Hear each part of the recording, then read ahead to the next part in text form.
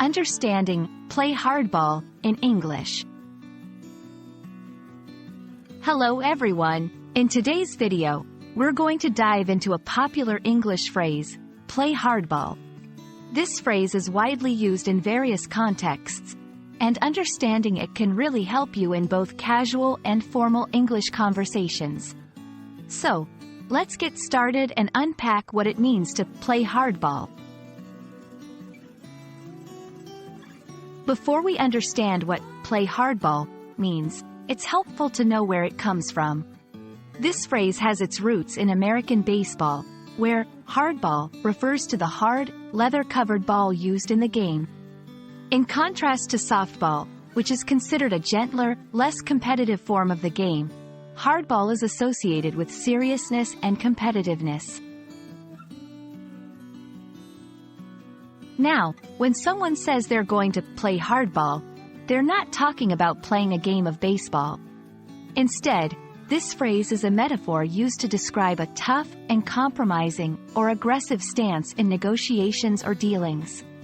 It implies that the person is not going to be easygoing or lenient.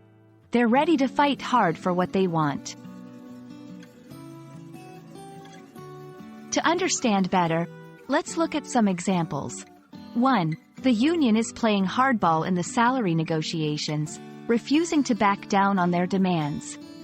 2. When it comes to business, she knows how to play hardball to get the best deals.